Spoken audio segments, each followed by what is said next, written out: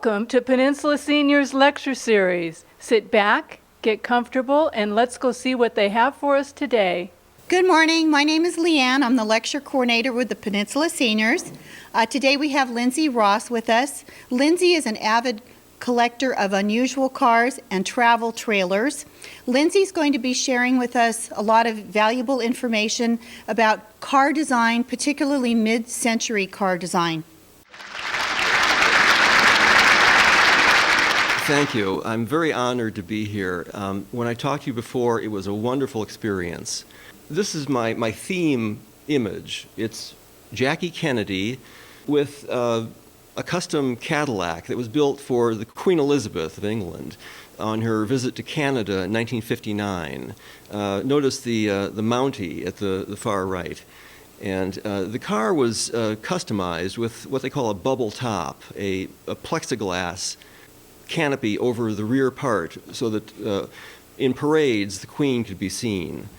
And one fact about the Cadillac limousine, which this was, is the tail fins were just a couple inches shorter than the regular Cadillacs. Now, my talk is much about celebrities, and when cars first came about in the early 1900s, the biggest celebrity in America was Mark Twain. And he was also the first celebrity to endorse an automobile. That was the Oldsmobile for 1910. And he said he wouldn't own one, but he liked to take advantage of his friends to get rides out into the countryside. Beauty. Cars are the greatest expression of beauty in our daily lives. They can be. And one thinker on that topic was the originator of the profession of industrial design, Walter Dorwin Teague, who, with his son, designed many great automobiles. He said, "No man-made thing ever gained efficiency at the expense of beauty, for as anything becomes more efficient, it naturally becomes more beautiful." And I was struck by these words. I implore you to have strong, exciting, gorgeous visuals. One thing I've learned, Lindsay, no matter how old you get, you appreciate beauty. And as you get older, you really appreciate the beauty of your youth or younger years. That was said by our own Leanne in her invitation to me to speak here. Thank you. This car was designed by Walter Dorwin Teague and his eponymous son. Actually, the son, who was a teenager, did most of the work. This is a model of a Marmon. Leanne told me that one of you is the owner of a Marmon, a very rare automobile. And it was an extraordinary car. It was the height of engineering and style for its time. It was the first V16 engine. The Marmon was built in Indianapolis. Well, the Duesenberg plant and the Marmon are like in two parts of one long building. I saw it a couple of years ago. And surprisingly small for the famous cars that they built there. And another car that was built there was the Pathfinder V12, even earlier than these. It was available with a boat-tailed body, the first instance of streamlining a car. And it was a V12. Now this car is an early example of front-wheel drive, which is a theme that I'll be talking about more in this, and it's just a racing car. Front-wheel drive was used in racing cars early, but until it was the 1960s before it became practical. Before there were cars, there was oil, and here in Los Angeles, there are four famous men who were oil barons of Los Angeles.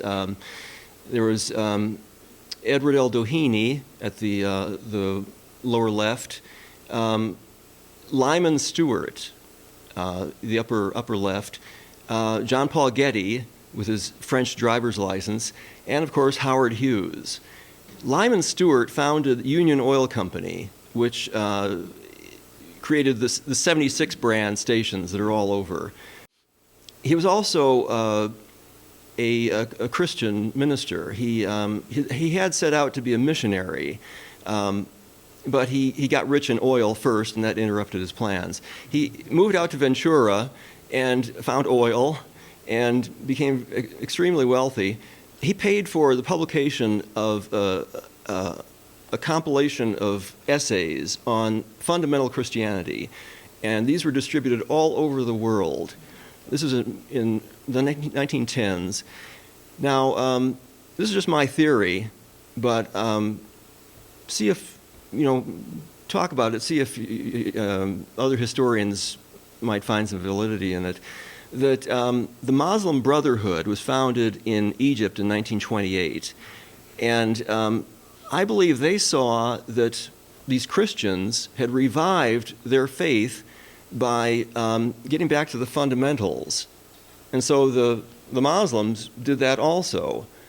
And I think this idea of religious fundamentalism, beginning here in Los Angeles, spread over the world into another faith and led us to some of the difficulties we've had in this millennium. Now, Edward L. Doheny, whose name is all over L.A., as you know, he was a devoted Pierce Arrow owner, which created these artful magazine illustrations showing very wealthy people arriving in Pierce Arrow cars. And he embodied the very wealthy executive, who's shown at his desk here with the Pierce Arrow out on the street with a chauffeur next to it. Pierce Arrow lasted into the 1930s, and in 1932, for the World's Fair, they created this streamlined car, V12 engine, which was a sensation because it smoothed over all of the knobbiness of older cars, and it was very inspirational. Tom Mix was the first great Western movie star, and he began an association of cowboys and cars. I don't even know what kind of car this was, but before World War, maybe early 1920s. The movie Giant, in which James Dean is pictured here reclining in his boss's Rolls Royce. The people of Texas are very fond of this picture. They call it the spirit of Texas. The car is a Rolls Royce, what would they call a Springfield ghost, because in that period, 1921 through 31, Rolls Royces were made in Springfield, Massachusetts. Paul Newman as HUD in Larry McMurtry's novel, movie based on it, he's pictured here with a 1958 Cadillac. Cowboys and Cadillacs. Notice he's pictured on both sides of the tail fin there, but featuring the name Cadillac. In the movie Cars, there's a animated character who's embodied in a 1976 Cadillac. I have a 70 Eldorado, and I'm going to try to do something like this. I've already got the black hide that I'm going to reupholster the vinyl top with, and I've got a set of black horns, so I'm going to make my own cowboy Cadillac. These are my humble Cadillacs, 70 Eldorado towing my 59 sedan. This is at a place called Klein's Corners on Route 66 in New Mexico. I had to tow one with the other. At the beginning, all cars were luxury cars. Henry Ford changed that by introducing the Model T. When the Depression began in 1930, there were only three real luxury car makers left. They all were the three Ps, Packard, Peerless, and Pierce Arrow. This is the Peerless, the last great Peerless. In fact, it was never even made. This is the prototype for a V12. The company was in Cleveland, but the body was made here in Pasadena by Murphy, the famous bodybuilder. Also here in California, Harry Miller from Wisconsin came here to build racing cars, and he tried out everything: turbocharging, fuel injection, and front-wheel drive. He emphasized beauty. He had his workers spending half of their time beautifying their engineering work, polishing parts that would never even be seen, much the way Steve Jobs talks about how, making the design of the printed circuit board beautiful. That's California. This is Indianapolis Racer, front-wheel drive. It was built by Harry Miller. He operated his own zoo in, near Thousand Oaks. It's a state park now, but he had a ranch there, and all his car and showbiz friends would come out there on Sundays and have parties in the 1920s when he was wealthy. He lost all his money, but they had a good decade. This is the first front-wheel drive car for the public, a Ruxton. The reason why the public sought this was for the beauty of it, because it made a lower car. Anything long and low is more attractive than something high and ungainly. This is at the Nethercutt Museum in Sylmar. J.B. Nethercutt of the Merle Norman Cosmetics Company. Remember, beauty again. I met him when he was 93 years old. He was a wonderful man. I told him, Mr. Nethercutt, I'm a minor car collector. He said, no, you're not a minor collector. As long as you love cars, it doesn't matter how many you have. And I was very encouraged by that. This is a Packard, the only one of its type. They experimented with front-wheel drive, and they originated their modern V12 engine. They would have made a supercar, a V12 front-wheel drive car. They abandoned the effort, and this is where I think they made the wrong turn towards bankruptcy, which didn't happen for another 27 years, but they started their slide here. If they would have kept after this technology and style of making a lower, more attractive car, but they gave up. Someone who didn't give up was E.L. Cord, who he grew up in Los Angeles here and struggled with various ways to make money. He made custom bodies for Model T racers. He ran a gas station. He drove a bus line from L.A. to Phoenix. He said that the sunlight ruined his eyes. So he was washed up by, when he was about 30, and he found his way to Chicago, where they had an auto row in the South Loop, South Michigan Avenue, where all the car companies had their showrooms.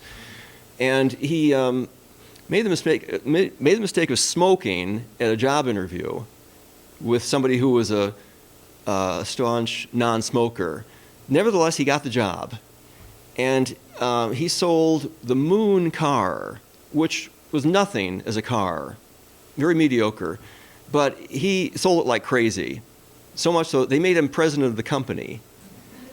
And soon the Auburn Company, another mediocre car, made him president.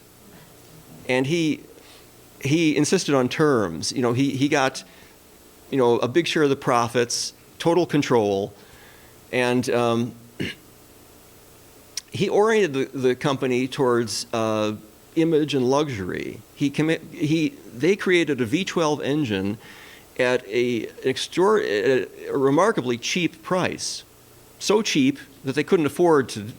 So that company went out of business too. But he tried, and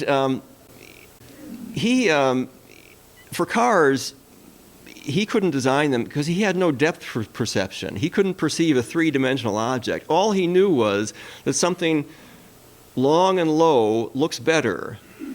And so he hired the best people, a designer named Gordon Burig, and he hired the Duesenberg brothers to build the finest car America's ever built.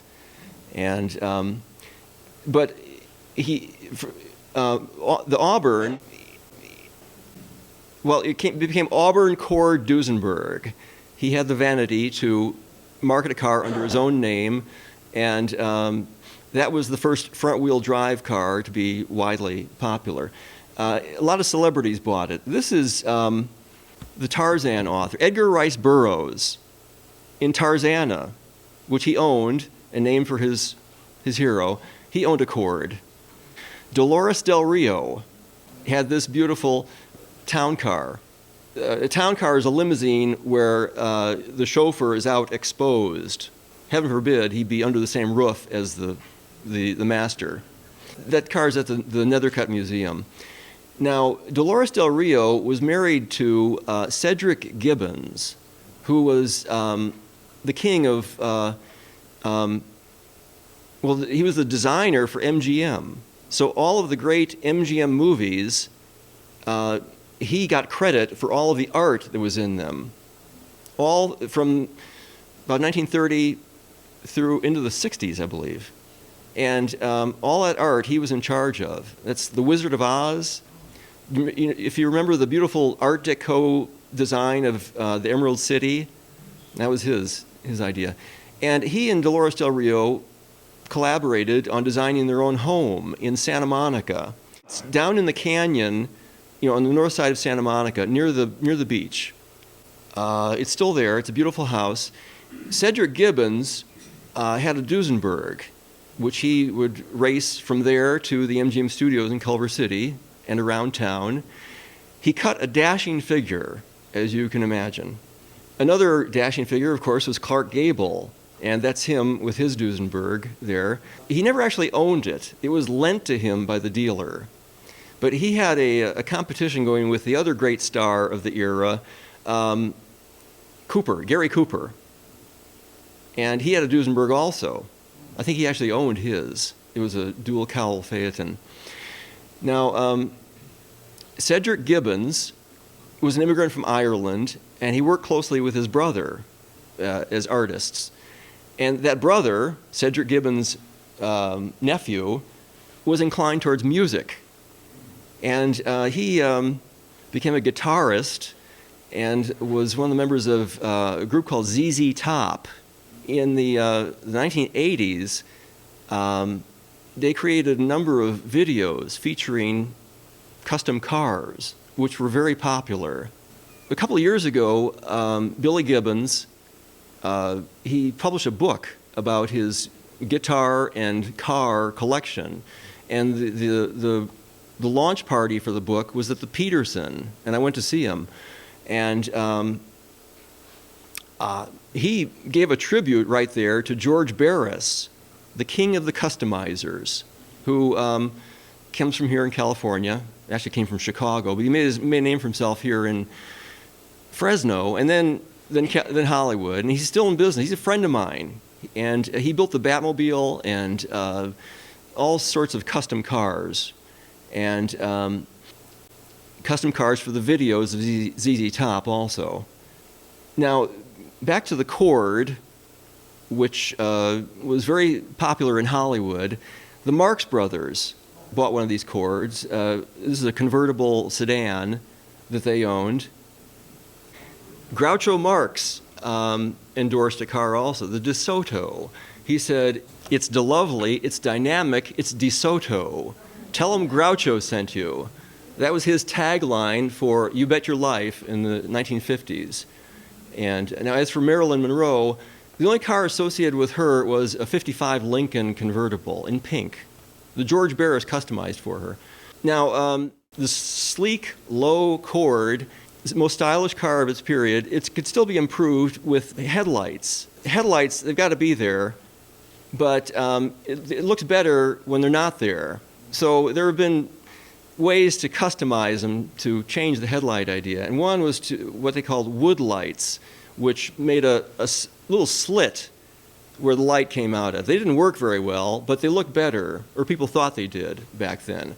And that Marmon model featured lights like this. And as you know, cars today have little thin slits for headlights. Some of them do. Then other cars have hideaway headlights. Now, this is in the era of streamlining, when everything, toasters, appliances, were streamlined. And this is a locomotive, streamlined, and a Studebaker car. Now, this was the first Studebaker with streamlined headlights, which were designed with the assistance of Kelly Johnson, the famous Lockheed airplane designer. He was a college student at University of Michigan, and he lent out the wind tunnel on nights and weekends. He made some money for various people who wanted to streamline things, among them Studebaker engineers. The Aero Coupe V16 Cadillac was built for the World's Fair in 1934. Caused a sensation. It's got a fastback, and there's one like this up at the Nethercutt Museum also. The Duesenberg, again. This is a racing Duesenberg called the Mormon Meteor. The mayor of Salt Lake City, Utah, was an auto racer, and he built this series of custom racing Duesenbergs to achieve endurance speed records on the salt flats in Utah. Now, E.L. Cord is the most intriguing man in the history of the auto industry. Creating the Auburn Cord Duesenberg empire, in his first flush of success, he fled the country because he'd been manipulating stock. And so the SEC, under Joseph P. Kennedy, was after him. So he went to England and stayed there for a few years and ran his companies by remote control. Now, while he was there, he met another man who was also an early success. His name was William Stephenson, who had invented an early fax machine.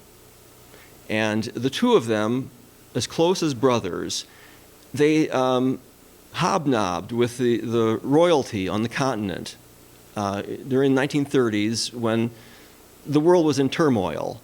And they made all sorts of contacts among the European elite. Cord had a yacht. He'd also bought an airplane company as part of his stock purchasing. The Avco was his company. And until recently, they used to have a building on Wilshire Boulevard in Westwood, the Avco building. Anyway, so Stephenson and Cord knew what was going on in Europe, and Cord was able to predict just when World War II would begin. Well, my theory is that the character of James Bond was based on E.L. Cord, because it's generally assumed that Stephenson was the inspiration for James Bond, because he was the spy. He became the spy master of England in the 1930s. He was an intermediary between Winston Churchill and Franklin Roosevelt. He trained agents. He trained the next 5 heads of the CIA, and the predecessor to the CIA, the OSS, was his. The head was Wild Bill Donovan, who was his friend, handpicked by him. So he was at the peak of intelligence in the pre-war and wartime era, and he recruited a cadre of public relations experts to manipulate American public opinion into support for the British in World War II. And his headquarters was in a hotel in New York during the war, and Cord was there also. Cord never talked about what he was doing the war, but he seemed to know quite a lot. And when the British brought over their secret weapon, the magnetron, which today everybody has in their microwave oven, but then it made radar possible. The British brought it over for it to be manufactured by General Electric, and they showed one to Cord, and to get his opinion on what it would cost to produce it. And he looked at it. It's a small device, and he said, about $4 something. And it proved to be within pennies of what it actually cost to produce it. So he had this esoteric knowledge. And after the war, he invested in uranium mining, which, another thing that aroused suspicion about him, that he's on top of every controversial issue of its day.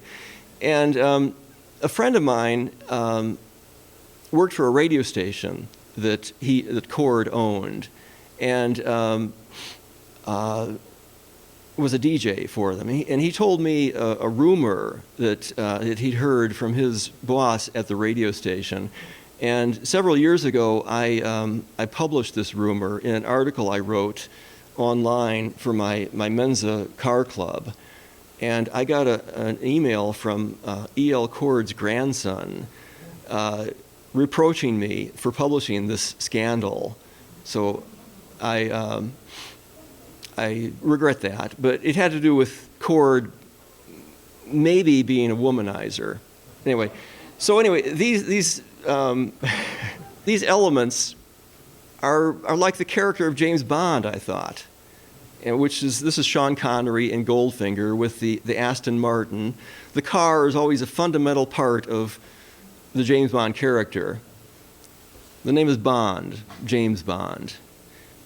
Recently, it was in the news that British doctors determined that from the writing of the novels, the amount of alcohol that James Bond consumed would make him a hardcore alcoholic. Sean Connery, though, doesn't like sports cars. I remember him saying to Johnny Carson that Johnny Carson asked him if he liked sports cars. And no, I like station wagons. Ian Fleming wrote the James Bond novels, and this is the best picture of him on the left there. He grew old. He was dead by the time he got to be my age. And William Stephenson is on the right. He lived to be into his 90s, took care of himself. And his epitaph is "The Man Called Intrepid." That was his code name during World War II. E.L. Cord had a beautiful mansion built in Beverly Hills, across the street from Greystone, which was Edward L. Doheny mansion, actually his son's mansion in Beverly Hills. And that's Cord on the lower left with one of his cars there. The mansion was designed by Paul Revere Williams, the famous architect of Los Angeles. And Cord had gone to all sorts of architects, asking for ideas, and he wasn't pleased with him. And Paul Williams asked him, how soon would you like the plans? And Cord was amazed, and he drew them out as Cord was watching, and that impressed Cord, who Paul Williams said he worshipped prompt action. This was the Cord dealership on Wilshire Boulevard, where they sold Auburn Cords and Duesenberg, and he owned a radio and TV station here. But then he tired of L.A., and he sold Cordhaven, the mansion, which had been the big social center of Beverly Hills. Cord got tired of parties. He moved to a remote ranch in Nevada and eventually got into the politics there. Paul Revere Williams, of course, he designed the theme restaurant at LAX, among other notable buildings. Frank Lloyd Wright owned a Cord automobile. He appreciated the prairie-style design of the car, and he customized it, as he did all his cars. Sonia Henney owned a Cord race car. She was a famous star. All her movies had to do with ice skating, but she was extremely popular in the 30s.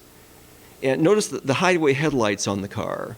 Tom Mix, he had one. He died in the car. He had an aluminum briefcase, like I have here, behind him in the car, and there was a bridge out on a road in Arizona, and he veered off and into a ditch, and the briefcase hit him in the back of the head and killed him.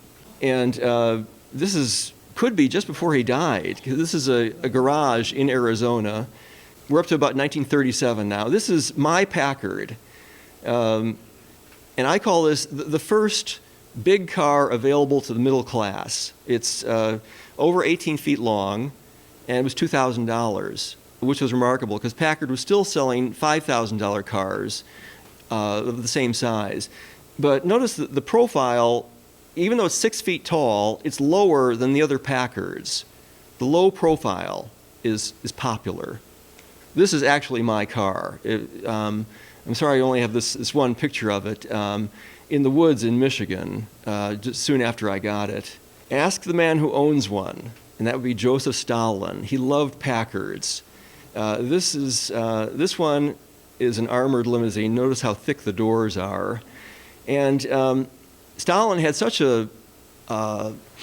he was so revered in Russia, cast such a long shadow, that they continued to make cars that looked like Packards after Stalin had died. See, Stalin had built the Russian auto industry, or at least the luxury end, on Packard designs. And Walter Dorwin Teague, actually the son, designed the last great Packard. That's on the right. Well, no, it's not on the right. The Russians built a car that looked just like it. They were building that in the 1970s. So I wonder if Packard had survived, if they would still be making cars that looked like the way Packards would look if Packard had survived.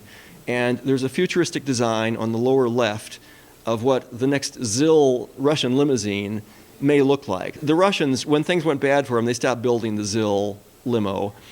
But they might start again under Vladimir Putin, and it might look like this, and that might be what a Packard might look like if Packard were still around. Salvador Dali loved Cadillacs. He had one, and this is what he saw in the Cadillac, these surrealistic ideas.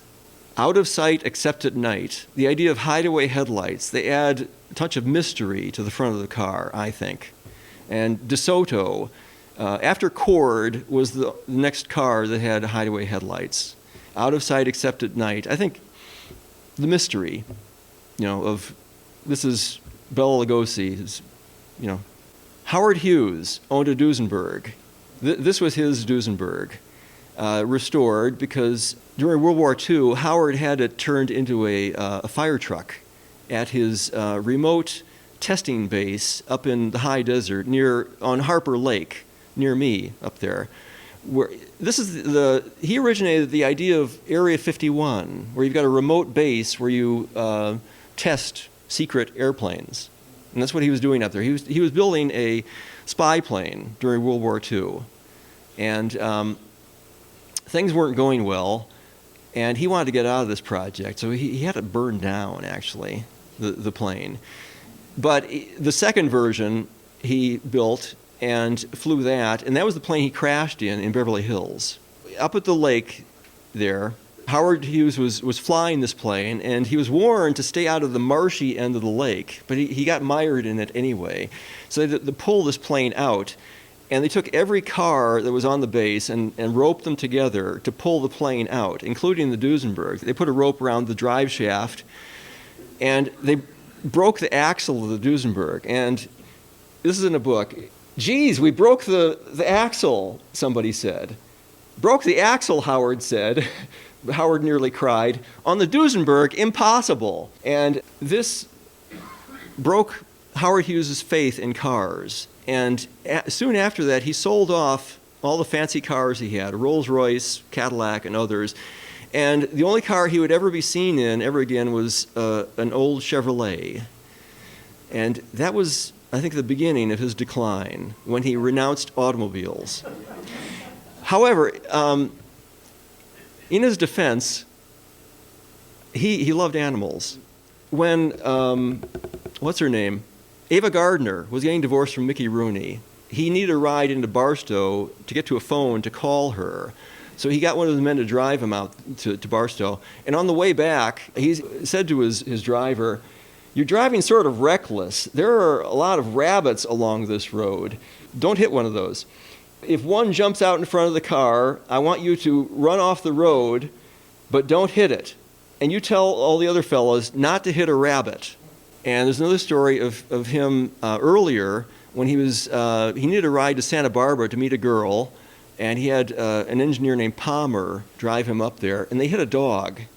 And Howard Hughes was devastated. And he picked up the bleeding dog and took it to a veterinarian, left it there, and then went on and to his meeting. He was late, hours late. He was all bloody, and he was repeatedly calling the veterinarian to see how the dog was. The dog recovered, and it was adopted by the driver. So I hope you'll think of Howard Hughes that way, rather than after his descent into the darkness of mental illness. Now, then there was John Paul Getty. He was already the richest man in the world before World War II. When it began, he wanted to enlist to help America. He was too old, though. And the Secretary of War told him to go back to your aircraft company, which he didn't even know he owned, in Tulsa, Oklahoma, and build up their quality for the war effort. So he did. He threw himself into building up the quality of the Spartan Aircraft Company. And then after the war, he wanted to get out of that business. He hated flying, for one thing, and he decided to build travel trailers. And he threw himself equally into that, building the finest travel trailers ever built. They're riveted aluminum, just like an airplane. They're built at an aircraft plant by aircraft workers using the machinery of aircraft production with fine birch paneling inside. I have 3 of them. They're wonderful. And there's a place in Texas. There's also a place in Arizona. There's one here in California, too, where entrepreneurs are renting Spartan trailers out at night, like motel rooms, and making hundreds of dollars per night. And I thought, I could do that. You know, I've got the trailers. I've got the land on a desert highway like they do in Texas at a place called El Cosmico. So that'll be my next business venture, is renting out my trailers to overnighters. Frank Lloyd Wright, again, he bought a Lincoln Continental, original Lincoln Continental, 1940. And in 1947, he rolled it, damaged the top, and so he decided to customize it.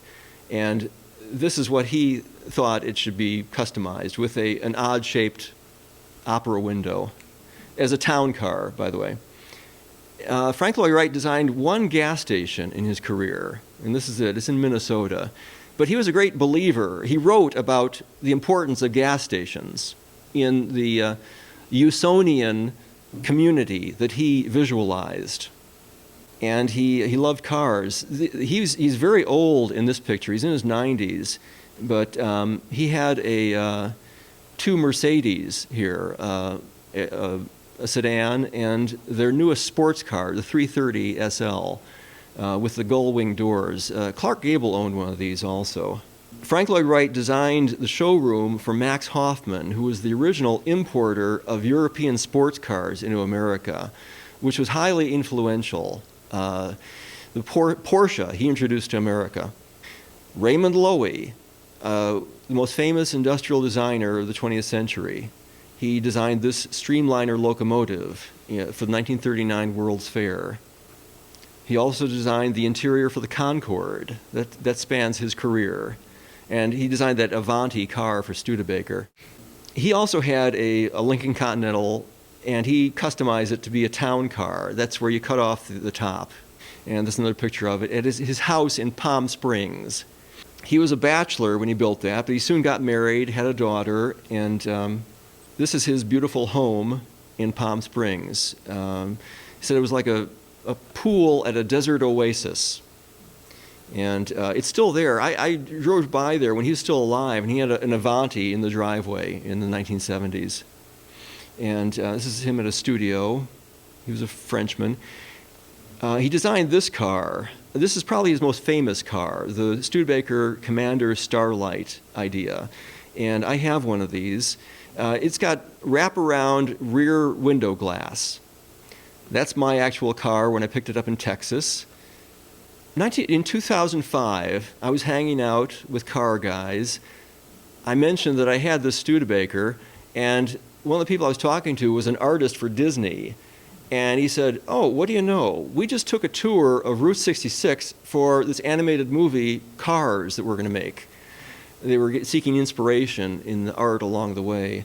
And he said they found a place where there were a whole slew of these cars, the Studebaker, the bullet-nosed Studebaker. So I went there, and I met this little girl's father, who was a cranky, old, brutal man who had grown up here in L.A., but he went out to the desert to get away from everything. And in old age, he got married, and he had this beautiful little daughter. And he ran the mother off, but he and the little girl were living there essentially in a junkyard. And I sensed that he saw me as someone who could look after this little girl when he was gone. And he died a few months after this. I haven't seen this girl since I took this photo. She went back with her mother. She's in Seattle now. But I send her a book for each birthday and at Christmas. And she's very intelligent. And I'm on good terms with the mother. So I hope I'm helping. The location where she was, that junkyard with her father, is right where the fictitious town of Radiator Springs is located, where they show a map briefly in the animated movie. It's on the bypass. It's a town called Truxton, and it's located just where they point out Radiator Springs is. And they have a mountain range which shows as sandstone the tail fins of the Cadillacs of all of the years. You see, they began tail fins in right after the war as little nubs, and then they exploded in these tall fins, airplane-like fins, in 1959, and they tapered down. And to this day, they still incorporate a fin motif into Cadillac tails. The designer who created that was Harley Earl. He was inspired by Kelly Johnson's P-38, Lockheed P-38, which had, twin tail fins. But before the war, Harley Earl created this car, a customized Buick, which was very low, had hideaway headlights. This is on top of the General Motors building. And he came from Los Angeles. His father built custom cars for celebrities in early Hollywood. Very tall, mean man. And he ruled styling at General Motors from the 1920s until 1959. The LeSabre, this is his most famous car. He drove this personally. This is his daily driver until he retired. And it's a $500,000 car made of cast magnesium with an exotic engine that ran on methanol. But he drove this, had a mechanic on staff constantly. That's the GM Technical Center in Michigan, where he worked. This is the White House limousine for Truman and Eisenhower. Notice the soft, curved shape of it, which I think contrasts with the sharp angles of following cars. This is Harley Earl, his first turbine car for General Motors, the Firebird 1. And the association between military jets and cars is abundantly clear here, where it's pictured right next to it. They're both driven by turbines. Now, Teague, Walter Dorwin Teague, designed the Packard Predictor, which, with hideaway headlights here, this would have been the next great Packard, but the company couldn't afford to produce it. This would have been the 58 Packard. It would have been the supercar that could have descended from the 1930 front-wheel drive V12, but Packard frittered away their greatness. And the military influence on cars is very clear, where Curtis LeMay, the head of the Strategic Air Command, was a big car buff, and he created a program where Air Force airmen could work on their cars at the air bases in a hobby shop at each Air Force base. And this helped in force retention because they weren't paying them much, but at least they could work on hot rods. And they would have sports car races on the runways at bases. And Harley Earl was real big on that. And he was unhappy that America didn't have a sports car of its own. And so his friend, Ed Cole, who was head of General Motors, he told him, develop a sports car. And that proved to be the Corvette. Harley Earl, this is him in front of the three progressively more sophisticated turbine cars in the 1950s. The last one is 1958. They didn't go anywhere with this technology because turbines do not lend themselves well to the demands of an automobile. The piston engine really is better. This is the turbine car at the Tech Center. The B-52 bomber, which Curtis LeMay was the master of. By the way, he was a great media celebrity in the 1950s. He was on the Arthur Godfrey show frequently, which was a very popular TV show. And the fleet, the SAC fleet, flew these bombers. And notice the jet engine housing here, the two jet engines, and how similar it is to the bumper of the 59 Cadillac. This is the ultimate luxury, ultimate American big car, I think. And I have one of these. Motoring Majesty is what they called it. And it's inspired by military themes and glamour. Remember the first picture of Jackie Kennedy? This is the glamour they were thinking of. Kennedy. That's E.L. Cord shaking hands with John F. Kennedy just before he was elected. Cord was a Nevada state representative then. Curtis LeMay, he had a Corvette when he, after they were built. He was chairman of the Joint Chiefs of Staff, and he was pictured here working on his own car in the Washington suburbs. This car is associated with Kennedy. It's the 1961 Lincoln. And notice the sharpness compared to the earlier Lincoln, which is round and soft. It's like Kennedy himself is, sharp, young, new, and I think there's an inspiration there. I think Kennedy and the Lincoln were both products of their culture. This is Kennedy's casket being loaded into the airplane. Jackie Kennedy is at the lower right there, and there's another Lincoln in the background. And I notice a theme, looking at my cars, of there's the shape of a coffin embedded into the car. At the front, there's the end, and then the wider shape of the passenger compartment, and then tapering to the back. Plus, like a pair of wings.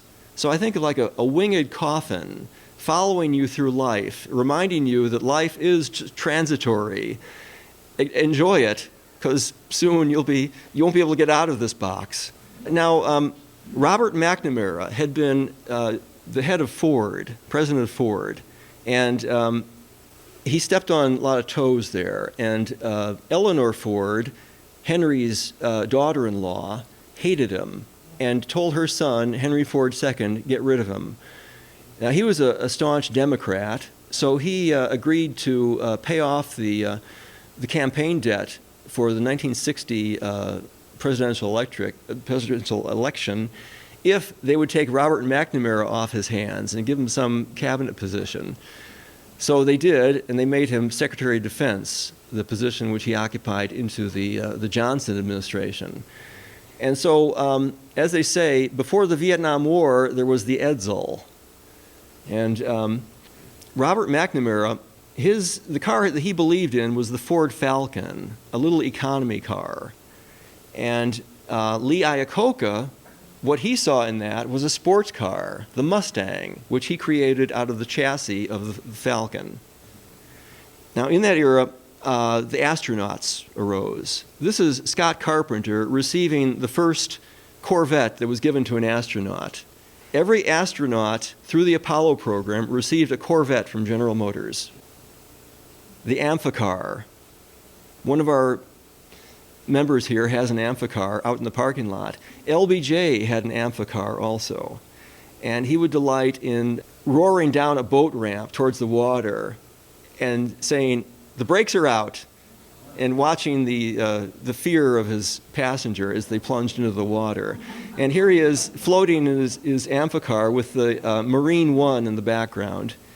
The next Corvette Stingray was designed by Larry Shinoda of Los Angeles, the split window Stingray, where they named the car for a fish because of the low profile. The Stingray is a flat fish. And they've revived the name and the image of the Stingray on the current model Corvette. There's a little image of a Stingray on the side of it now. And of course, this is the theme building at the LA airport, designed by Paul Williams again. These are some of the latter Apollo astronauts in their Corvettes on the beach near Cape Canaveral with the moon rover that they would carry to the moon. So America put an automobile on the moon. On one occasion, the government needed a car for its power. NASA needed a powerful car to pull a glider on the lake bed at Edwards Air Force Base. So they got a 63 Pontiac Catalina and had it hot rodded by Mickey Thompson so that it could pull a heavy glider at 100 miles per hour to raise it off the ground in research that led to the space shuttle. Curtis LeMay is shown here with a prototype Stingray. After the car is in production, there is Ed Cole, Bunky Knudsen, Curtis LeMay, and Bill Mitchell is on the far right, the most successful artist in history. 70 million automobiles have been built from his designs. That Corvette Stingray prototype appears in the next image with Elvis Presley sitting on it. It was used in the movie Roustabout. Now, notice the car is red and he's in white. The next picture is another, it's actually a Corvair prototype with Bill Mitchell in a red suit. And he tried to make the driver like part of the upholstery of a vehicle. He would have suits made for himself to match the upholstery of his cars, integrating the man with the car. Because he was just an ordinary looking guy. But by integrating yourself into the vehicle, you can become glamorous. He sold 70 million cars that way. And among them is the Buick Riviera with hideaway headlights. And the Toronado. This is where front-wheel drive became practical.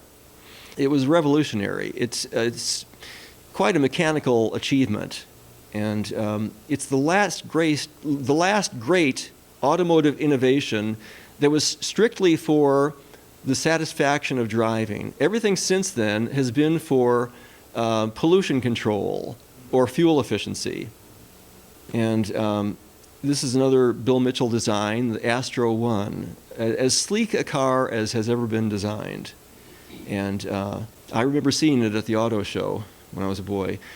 Cadillacs on the desert dry lake. It all comes back to California. Now, there was a sandstorm that whipped up when they made this famous photograph, and it damaged all those cars, and so it cost them $1 million to fix the damage. But the Pierce Silver Arrow inspired this Buick Riviera. So 40 years after the Pierce, they produced that prototype when they saw the end was near, the end of big, beautiful, sleek cars. And one of the last of them is the Toronado here. And it shows a man, sharp-looking businessman with a willowy wife and plenty of space around. In a spacious world, notice it's not on a road, it's on a grassy lawn. They rarely photographed cars on roads, but usually in some unusual environment like this, like in a dream. That Toronado also was so sturdy mechanically that they took the modular engine and drivetrain from it and put it into this huge motorhome. And these have cult status now. They're very popular, and there are futuristic designs in that upper right corner for reviving it. And there's still a military inspiration to vehicles. Now, the tail fins are gone. This is in the missile era. There was an idea in the 70s and 80s for hauling large ICBMs around the West on these carriers. And it's kind of like the idea of that motorhome, moving around the country to survive. And this is Frank Lloyd Wright's home in Taliesin in Scottsdale, Arizona, with the low profile of like prairie style that inspires the car. I have one of these cars. I call it the Frank Lloyd Wright edition of the Olds Toronado, because the low, angular, mostly prairie-like design, plus folded glass, which he did in his houses, such as Falling Water, his most famous house, and another view of my car. And this is the slab cover for a Titan missile silo. And the angle there, it's like an angle used in cars, like the Toronado. It's as though you're fleeing a city that's about to be bombed, and this is your shield against it. The military theme, all through the Cold War, prevailed. And another prairie-style home by Frank Lloyd Wright. And that's actually my car there. At least I saved them. I still have to work on them. The theme of my collection is the big American car. I've got the first, the last, and the best. The first was the Packard, 138. That's the wheelbase. So it was as big a car, almost as big as they ever built, but it's lower. It represents, making a lower car and making it available to the middle class. Packard had always been the highest luxury. And then I've got the 59 Cadillac, which is the most iconic American car with those tail fins. And then the last big American car, 19 feet long, was the Toronado for 77 and 78. And it's the last new car because they the special glass at the back is special enough to make it a model of its own. They call it the Toronado XS, which is rather ironic. XS as in excessive, but X, the letters.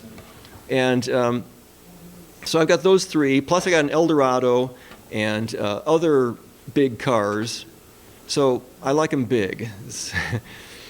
But I have two Toronados, this one and the one in the background next to my Spartan trailer. And that's the end.